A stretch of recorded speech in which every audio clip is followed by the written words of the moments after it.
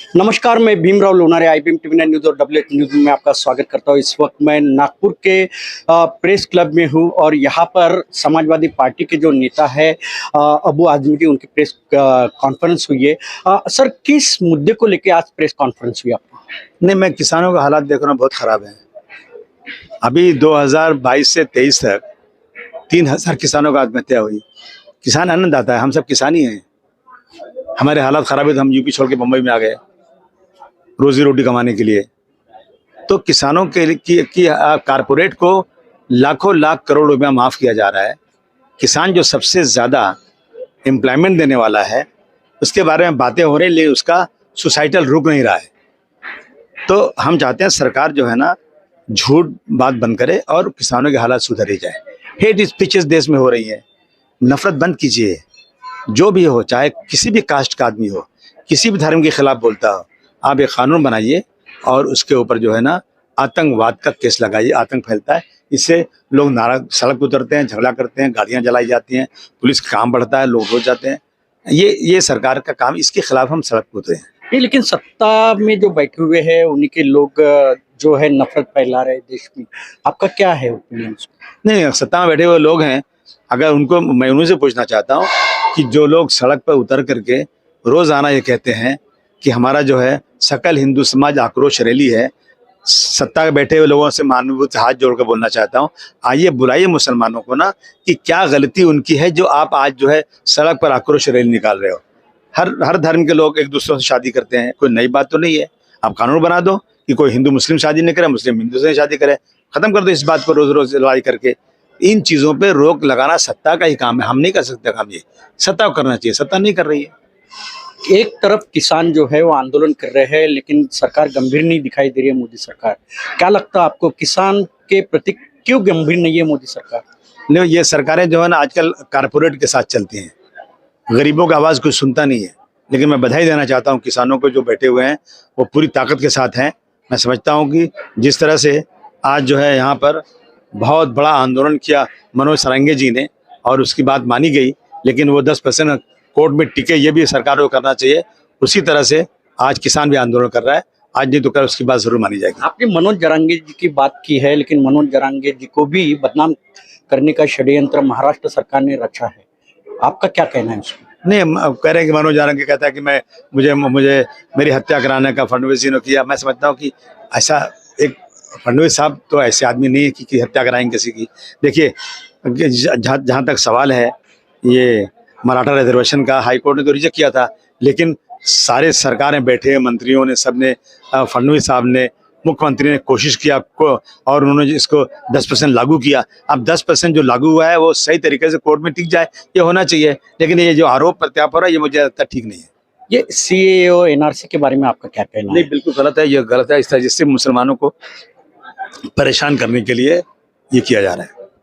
नहीं, लेकिन अगर केंद्र सरकार अगर लागू करती है तो क्या है? आंदोलन होगा, जैसे पहले आंदोलन हुआ तो बहुत बड़ा आंदोलन होगा, फिर इस वक्त कोर्ट जाएंगे, सरकार से बात करेंगे, तो देखते हैं क्या करें। जिसकी सत्ता है वो तो जो चाहे कर सकता है। एक तरफ देखा जा रहा है कि ईवीएम को लेके पूरे देश में यानी आंदोलन किया जा रहा है, और ऐसे में अगर ईवीएम पे अगर चुनाव होता है तो आप कितना % विश्वास रखते हो? देखिए, ऐसा है कि मुझे नहीं मालूम वीएम में कितनी गड़बड़ी है, लेकिन ये मुझे जरूर मालूम है कि जो देश आज डेवलप्ड कंट्रीज है, जिन्होंने वो ईवीएम बनाई, जो बहुत ज़्यादा आज जो है टेक्निक जानते हैं, बहुत ज़्यादा डेवलप्ड कंट्रीज हैं, उन्होंने शुरू किया था, बंद कर दिया। सारे मैक्सिमम कंट्रीज ने बंद कर दिया। तो कुछ न कुछ वजह तो होगी बंद करने की। वो उसी वजह से अगर यहाँ भी लोगों में कन्फ्यूजन है, जनता की मांग है, तो मैं समझता हूँ कि ईवीएम तुरंत बंद कर देना चाहिए। हाँ, सर, मैं महाराष्ट्र के बारे में कहूँगा, क्योंकि आप महाराष्ट्र के यानी समाजवादी पार्टी के नेता हो। क्या लगता है आपको कि जिस तरह से महाराष्ट्र में अशोकराव चौहान अभी बीजेपी में गए और ये जो चल रहा है राजनीति में उथल पुथल, क्या लगता है ये यानी लोकशाही के लिए कितना घातक है? नहीं, बहुत गलत है ये। मैं पहले से मांग करता हूँ, जो व्यक्ति जिस पार्टी से चुनकर आया उसी पार्टी में उसको रहना चाहिए, और फिर जब नया इलेक्शन हो तो किसी और पार्टी में जाए। लेकिन जो लोग होते हैं आइडियोलॉजी, जो वसूलों पर चलते हैं, चाहे कुछ भी हो जाए, वो अपना वसूल नहीं बेचते। लेकिन जो लोग वसूलों पर नहीं चलते, किसी डर की वजह से, किसी लालच की वजह से पार्टी छोड़ते हैं, मैं समझता हूँ उनको नेतृत्व करने का कोई अधिकार नहीं। ये अगर ऐसे एक कानून बन जाए कि अगर मान के चलो अगर समाजवादी पार्टी का अगर आमदार है और वो बीजेपी में जा रहा है चुन के आने के बाद, तो एक कानून बनना चाहिए, उसका जो विधायक जो सांसद है वो रद्द होना चाहिए। ऐसे ऐसे लगता नहीं कि आपको कैसे कानून बनना चाहिए? नहीं, रद्द होना चाहिए, उसका विधायक रद्द होना चाहिए और 5 साल तक और उसको लड़ने का परमिशन नहीं मिलना चाहिए, ऐसा कानून बनना चाहिए। अभी 2024 चल ही रहा है, लोकसभा और विधानसभा का चुनाव है महाराष्ट्र के। क्या लगता है आपको कि अगर ईवीएम पे अगर चुनाव होता है और जिस तरह से कहा जा रहा है कि अब की बार 400 पार बीजेपी की ओर से कहा जा रहा है, मुमकिन है? नहीं मालूम, मैं क्या कह सकता हूँ। ईवीएम में गड़बड़ी कितनी है वो जो मुझे मालूम नहीं, लेकिन जब जनता कह रही है ईवीएम बदल दो तो ईवीएम बदल देना चाहिए। लेकिन एक तरफ जनता जो है विरोध कर रही है ईवीएम का, उसके बावजूद भी जब मोदी जी का विरोध इतने देश में हो रहा है, काफी लोग कर रहे हैं, उसके बावजूद भी अब की बार 400 पार ये जो नारा है, इस पे आप क्या कहना चाहोगे? मेरा वही सवाल है। नहीं, देखिए ऐसा ना कि वोट दे और असली वोट से सरकार चुन के आना चाहिए। ये जो ईवीएम हो या कोई बोगस वोटिंग होती हो या किसी को डरा करके वोटिंग करा दिया जाता हो या कलेक्टर या पुलिस के बलबूते पर कहीं वोटिंग में गड़बड़ी करा दी जाती हो, ये जो है बिल्कुल बंद होना चाहिए। हम चाहते हैं कि हमको अगर जनता ने चुन के दिया ईमानदारी के साथ तो ही हमें बैठने का हक है। हम किसी बोगस वोटिंग कराकर या किसी को डरा कर वोटिंग कराकर चुन के आना, मैं समझता हूँ ये मर्दानगी नहीं है। क्या लगता है आपको ईवीएम से जो मतदान हो रहा है, क्या लोकतंत्र को धोखा है? नहीं, आज धोखा है, बिल्कुल संविधान को भी धोखा है? नहीं। जब सारे मुल्कों ने बंद कर दिया तो मैं समझता हूँ कि यहाँ बंद कर देना चाहिए, और मैं फिर कहूंगा कि संविधान को धोखा और लोकतंत्र को धोखा भी हो सकता है। अभी तो लोकसभा के इलेक्शन में समाजवादी पार्टी कितने उम्मीदवार अपना महाराष्ट्र में उतारेगी? देखिए अभी तक हमारा कुछ तय नहीं हुआ है। अभी हम लोग सोच रहे हैं कि कहाँ लड़ाना नहीं लड़ाना, देखते हैं। क्या गठबंधन महाविकास आघाड़ी के साथ? अभी तक तो था, लेकिन अभी तक मुझे लगता है कुछ फ्रूटफुल है, कुछ फायदा उससे है या नहीं, अभी तक विचार नहीं किया गया। समाजवादी पार्टी के जो नेता है अबू आजमी जी, उनका एक ही कहना है कि ईवीएम जो है, ईवीएम से चुनाव अगर होता है तो वो लोकतंत्र का धोखा है, संविधान का अपमान है, ऐसे अबू आजमी जी का कहना है। और अभी तक जो अभी लोकसभा का जो चुनाव होने वाला है, अभी तक के महाविकास जो आघाड़ी है उसके साथ में हमारी कोई बात नहीं हुई, ऐसा उनका कहना। किसान नेता और अभी हाल ही में समाजवादी पार्टी में आए प्रताप राव हुगाड़े सर भी हमारे साथ में हैं। हम उनसे भी जानेंगे महाराष्ट्र के जो राजनीति है और देश में जो चल रहा है किसानों के साथ, उसके बारे में। क्या लगता है देश में जो किसानों के साथ अत्याचार हो रहा है, क्या कहना चाहोगे आप? देखिए, पहली बात जो बोली वो एक बार क्लियर करता हूँ। आपने पूछा बताया कि हाल ही में हम समाजवादी पार्टी में क्यों आए, क्योंकि वो दोनों मुद्दे एक दूसरे से जुड़े हुए हैं, इसलिए मैं वो भी क्लियर करना चाहता हूँ। हम जनता दल में थे, देवेगौड़ा जी के साथ थे। जनता दल पार्टी का नाम जनता दल सेक्युलर है, धर्मनिरपेक्ष, लेकिन देवेगौड़ा जी खुद धर्मनिरपेक्षता के खिलाफ गए और उन्होंने खुद बीजेपी से समझौता कर लिया लोकसभा के लिए। तो हम सेक्युलर विचारधारा के हैं पहले दिन से। जब आने वाली थी, इमरजेंसी थी, तब जेल में गए थे, तब से आज तक हम सेक्युलर हैं। तो हम सेक्युलर विचारधारा छोड़ते नहीं। एक्चुअल हम किधर नहीं गए, हम तो सेक्युलर विचारधारा में रहे। देवेगौड़ा ने बदल दिया और समाजवादी विचारधारा तो किसान की बाजू में ही रहेगी, और ये जो बीजेपी की विचारधारा है वो किसान के खिलाफ है, ये मैं दावे से कह सकता हूँ। क्योंकि हमारे नेता कौन थे? डॉक्टर राम मनोहर लोहिया की बात कीजिए, पिछड़ा पावे 100 में 60 उन्होंने बताया, अल्प प्रमाण यंत्र की बात बताई।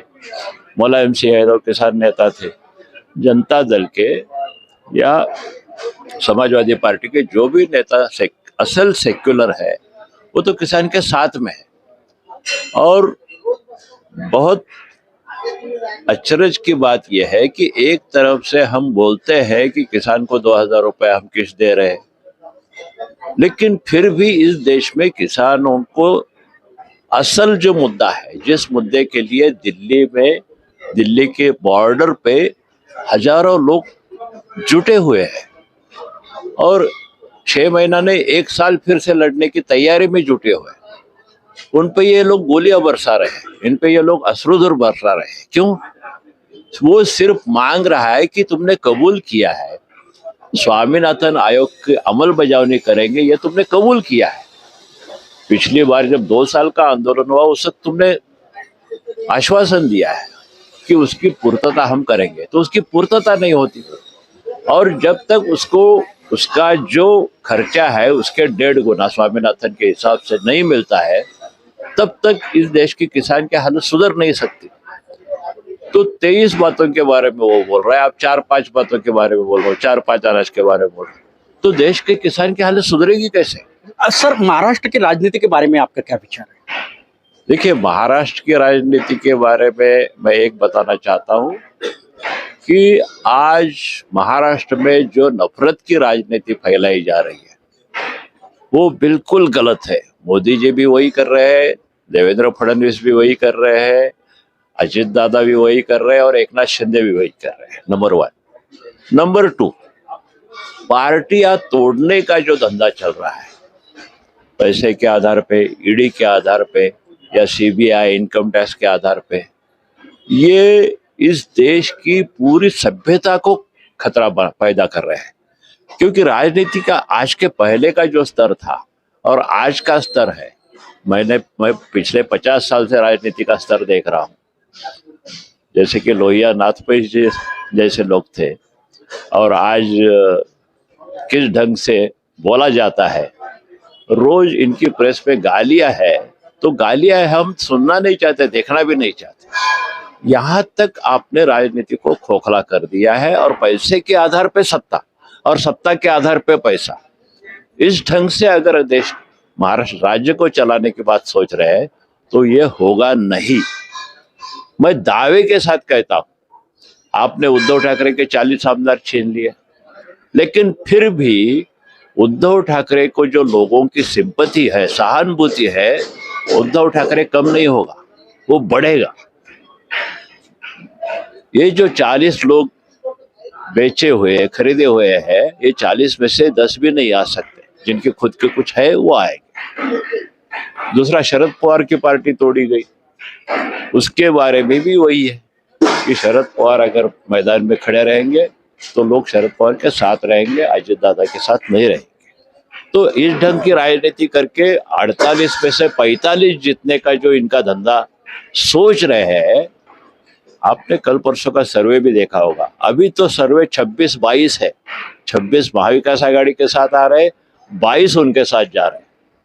तो यहाँ तक सर्वे बोल रहा है, लेकिन यानी कि लोगों के मन में नहीं है। और हम जहाँ पे जाते हैं लोगों में, ग्रामीण भाग में, रूरल एरिया में, तो ये देखते हैं कि लोगों के दिल में, दिमाग में इस बारे में बहुत चिढ़ है, संताप है। लोगों को सांप्रदायिक बंटवारा नहीं चाहिए, लोगों को महंगाई के खिलाफ कोई बोलता नहीं, बेरोजगारी के खिलाफ कोई बोलता नहीं, किसान के दाम के बारे में कोई बोलता नहीं। इसकी नफरत है लोगों में और लोग इस परिस्थिति में बोलेंगे नहीं, क्योंकि बोलने को तो सब डर रहे हैं आजकल।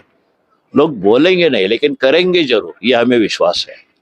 प्रताप राव सर का भी यही कहना है कि जो है देश में जो चल रही है नफरत की राजनीति नहीं होना चाहिए, यहाँ पे सर्वधर्म समभाव की राजनीति होना चाहिए। नफरत की राजनीति से देश का विकास नहीं होता। ऐसे ही अब्बू आजमी जी का भी कहना है और प्रताप राव जी का भी कहना है। तो आप देखते रहिए IBM TV9 news, WH news. हमारे चैनल को लाइक कीजिए, सब्सक्राइब कीजिए, आइकॉन बेल बटन दबाना न भूलिए। धन्यवाद, नमस्कार।